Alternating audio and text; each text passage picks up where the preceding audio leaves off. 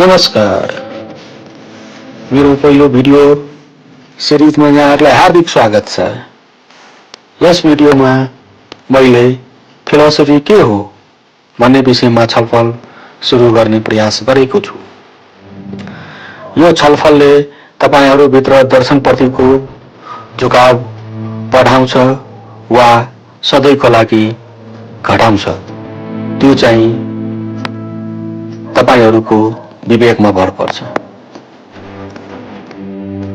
एक प्रसंगबाट सुरु गरौं। भनिन्छ जीवनको अर्थ खोज्नु नै दर्शनको पहिलो पाइला हो। प्राय मानिस तब सोच्न थाल्छ जब ऊ दुख, पीडा, अप्ठ्यारो वा असफलताको क्षणमा हुन्छ। त्यति बेला मनमा प्रश्न उठ्छ, यो पीडा किन भयो? कहाँबाट आयो? यसबाट मैले के सिक्नुपर्छ? मेरो जीवनको अर्थ के हो? यही आत्मचिन्तनले मानिसलाई आत्मज्ञान, नैतिकता र सत्यको खोजतर्फ डोर्याउँछ। त्यही भएर हामीले सुन्ने गरेका बुद्ध, सुक्रात र अरस्तु जस्ता महान दार्शनिकहरू पनि यस्तै गहिरा प्रश्नहरूबाट दर्शनमा प्रवेश गरेका थिए। दर्शन र जीवन। यहाँ एउटा महत्त्वपूर्ण कुरा के हो भने तपाई कुन धार्मिक आस्था बोकेको हुनुहुन्छ वा तपाई कुन विचारधारालाई समर्थन गर्नुहुन्छ? वामपन्थी, साम्यवादी, नवप्रवर्तनकारी वा अन्य कुनै? त्योभन्दा पहिले तपाईका जीवनका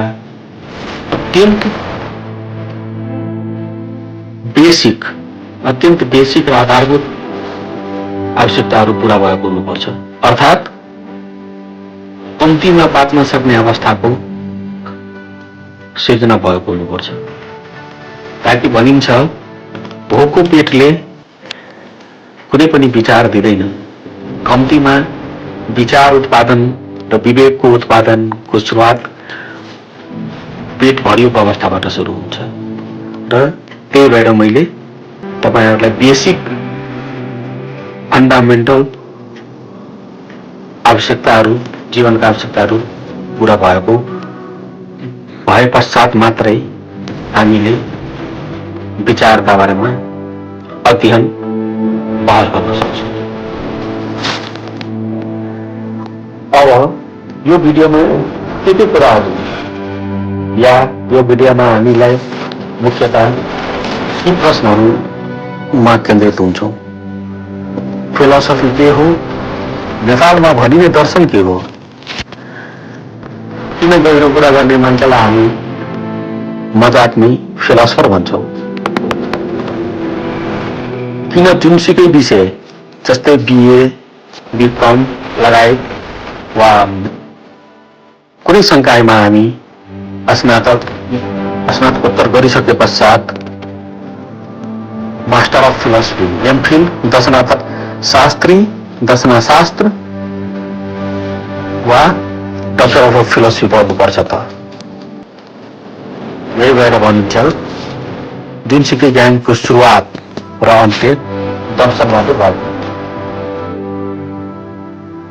यसलाई बुझ्न हामी युगका समयतिर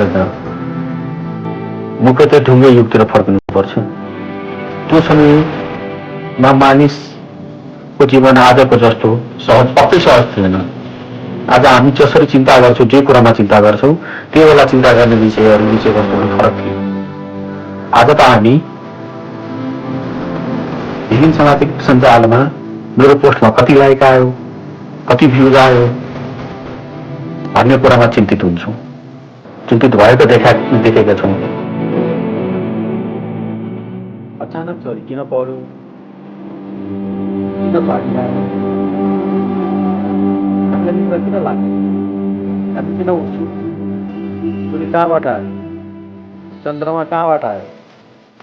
सबैतिर अन्योल थियो, तर जिज्ञासा जताततै थियो। त्यही सन्दर्भमा समूहमा बसेका ती व्यक्तिहरूमध्ये एकजना व्यक्ति जति उठाए पनि उठेन। नउठिसकेपछि त्यही समूहका तीन चारजनाले फेरि उठाउनु प्रयास गरे, तर पनि उठेन। केही बेरपछि त त्यो शरीर गनाउन थाल्यो। त्यसपछि उनीहरूको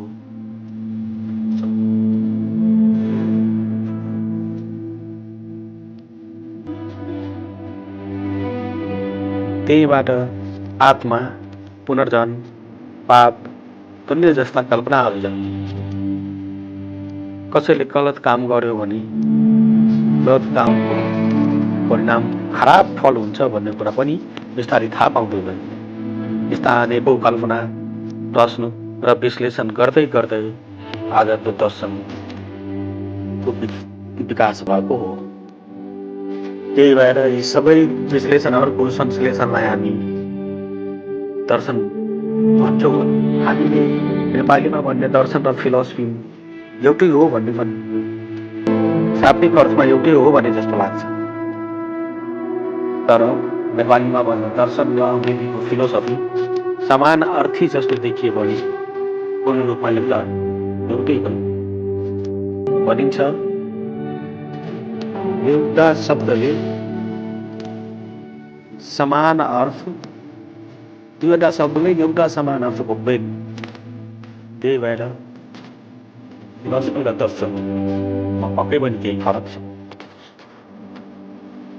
दर्शन शब्द संस्कृतको दृश्य धातुबाट बनेको, जसको अर्थ सामान्य अर्थमा जसको अर्थ देख्नु हुन्छ। मलाई यहाँ साधारण अर्थले देख्नु मात्रै होइन, गहिरो रूपमा देख्नु। यो पनि देख्ने स्थलको मापनको गहिराईमा झट्ट हामीले कुनै व्यक्तिलाई देखेर उसको मनोविज्ञान बुझ्न सक्यौँ। आज त ऊ अलि निराश जस्तो देखिन्छ नि, हामीले आफै साथी आज त फलानु निराश, त्यतिसम्मको बुझ्ने अर्थलाई, उसको इमोसनलाई बुझ्ने अर्थलाई इमोसनल इन्टेलिजेन्स भनिन्छ। त्यसै गरी संसार र जीवनलाई बुझ्न हामी तपाईँ साधारण आँखामा पक्कै हो। त्यही साधारण आँखाको माध्यमले हामीमा ज्ञान चक्षु, प्रज्ञा चक्षु, दिव्य चक्षुको विकास हुनु र चक्षुलाई आँखा भनिन्छ संस्कृतमा। त्यस्तै संस्कृतमा चक्षुका यिनै स्तरहरूको बारेमा चर्चा गरिएको छ। त्यसैले म तपाईँहरूलाई जबसम्म कुनै पनि कुरा बुझाइआएन तबसम्म कुनै पनि ज्ञानको सक्नुहुन्छ। त्यही भएर हामीलाई लाग्छ, हामी कहिलेकाहीँ भनिदिन्छौँ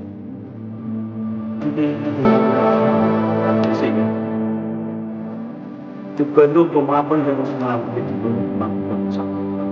तबसम्म त्यो गहिरोको तुलना गर्नु आएन भावलाई हामीले सजिलो गरी भन्ने तपाईँको होइन। द्याट मिन्स कुनै कुरालाई सजिलो गरी आलोचना गर्न सक्छौँ। त्यही भएर भनिन्छ आलोचना गर्नु सबैभन्दा सजिलो कुरा हो, तर गहिरो भएर सोच्नु र केही अर्थपूर्ण गर्नु सबैभन्दा गाह्रो। अब त हामी नेपालीमा भने दर्शन र संस्कृतको प्रज्ञा चक्षु र ज्ञान चक्षुको स्तरबाट गहिराईको दृष्टिकोणबाट जीवन र यसको रहस्य संज्ञान विस्तारमा सूचना गर्नु। हामीले विगतमा केही फिलोसफर वा दार्शनिकहरूको नाम पक्कै सुनेको। त्यसमा बुद्धले प्राप्त गर्नुभएको ज्ञान, महावीरले प्राप्त गर्नुभएको ज्ञान भनिन्छ। बुद्धले 6 वर्षमा तपस्या गरे र सो पश्चात उनले ज्ञान प्राप्त गरे र महावीर जैनले पनि 12 वर्षमा तपस्या गर्नुभयो।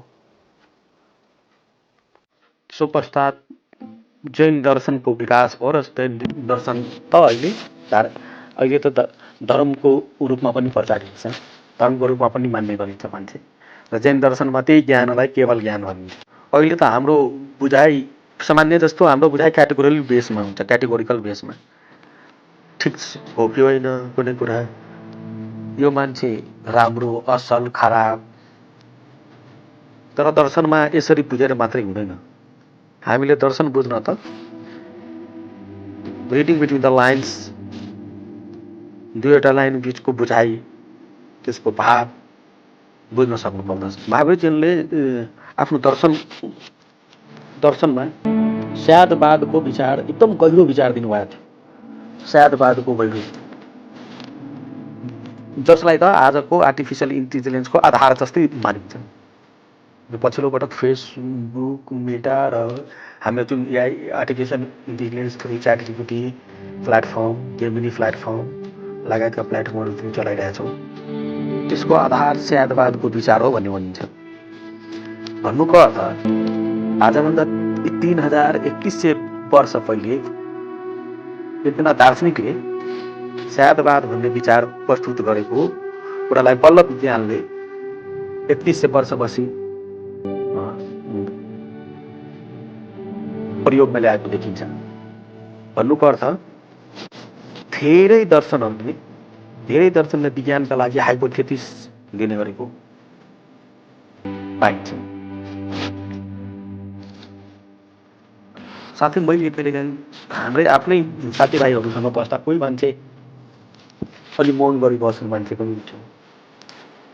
र मौन गरेर बस्ने मान्छेको कुरा चाहिँ होइन, धेरै कम बोल्ने मान्छेको कुरा चाहिँ अलिक गहिरो गरी हामी सुन्न मन पराउँछ। त्यही भएर भनिन्छ प्रायः जसो मौन गर्ने मान्छे, मौन भएर बस्ने मान्छे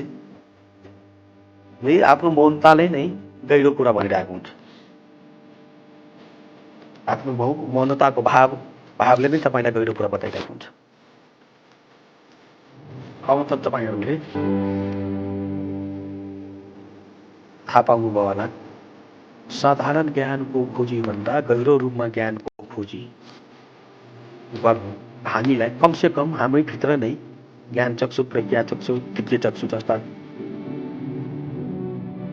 अभ्यास चक्षु खोल्ने अभ्यास हामी गर्नुपर्छ। सम्भवतः यो कठिन अभ्यास पनि हामी तपाईँले सजिलो गरी यो अभ्यास पाउन सक्दैन। अब हामी धेरै महत्त्वपूर्ण सेक्सनमा आइसकेका छौँ। यो फिलोसफी दर्शनको बारेमा बुझ्दाखेरि सबभन्दा प्रायः हामीले बुझ्नु पर्ने वेस्टर्न फिलोसफी र भारतीय दर्शन। झन् भारतीय दर्शन सामान्यतः 9वटा भारतीय दर्शनहरूको प्रभाव, वेददेखि ओशोसम्मको दर्शनका बारेमा कुरा भनिन्छन्। ती सबैले प्रायः संसार दुःखले भरिएको छ र दर्शन वा धर्मको मूल उद्देश्य दुःखबाट मुक्ति पाउनु हो। मुक्तिका विभिन्न दर्शनले विभिन्न नाम दिएछ। मोक्ष, निर्वाण। जस्तो मोक्ष तपाईँको वेदान्त दर्शनले भन्छ भने निर्वाण तपाईँको बौद्ध दर्शनले भनेको हुन्छ। तर फेरि यिनी दर्शनहरूमा बाटो चाहिँ फरक है। यिनी सबैका बाटो अप्रोचहरू फरक। अब इन्ट्रेस्टिङ कुरा के छ भने वेस्टर्न फिलोसफी त कसरी शाब्दिक अर्थ फिलोज र सोफियाबाट बनेको हो। फेरि फिलोसफीको अर्थ लभ फर विस्डम हो। यहाँ नलेज भन्दा गहिरो अर्थ राख्ने कुरा भन्दैछ फिलोसफीले, जसले विवेक, समझदारी, सही गलत छुट्याउने क्षमताको मापन गर्दछ। भन्नुको अर्थ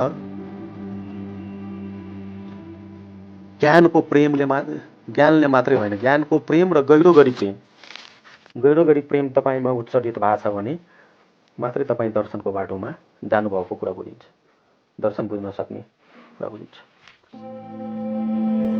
अब यही नलेजका सम्बन्धमा, लभ फर विस्डमका सम्बन्धमा वेस्टर्न फिलोसफर सुकरातले त यतिसम्म भने कि अब त्यो पनि एक समयको कुरा हो। सुकरात तपाईँको सोक्रातलाई त्यहीको ग्रिकका मानिसहरूले प्रायः जसो तपाईँ त बुद्धिमानी मान्छे हो, तपाईँ ज्ञानी हो, तपाईँसँग धेरै नै ज्ञान छ भन्ने गर्थ्यो। त्यही भएर एक दिन उहाँले के भन्नुभयो भने लभ विजडम कि म यहाँ थोरै मानिसले जान्दछ कि म थोरै कुरा जान्दछु, त्यसैमध्ये एक हुँ म, र जानेको केवल यति मात्रै कि म केही जान्दिनँ, यही त म जान्दछु। त्यही कुरालाई अङ्ग्रेजीमा प्रभावको रूपमा प्रयोग गर्दै आएको पाइन्छ। The only true wisdom is in knowing you know nothing and I know that I am intelligent because I know that I know nothing भन्ने कुरालाई पनि देखाउँछ। त्यही भएर आजको यो भिडियो मार्फत तपाईँहरूलाई फिलोसफी के हो भन्ने कुराको प्रारम्भिक जानकारी गराएँ। आजका लागि यति नै। आगामी भिडियोहरूमा दर्शनका विषयहरूलाई अझै गहिराइमा लिजानेछु। नमस्कार।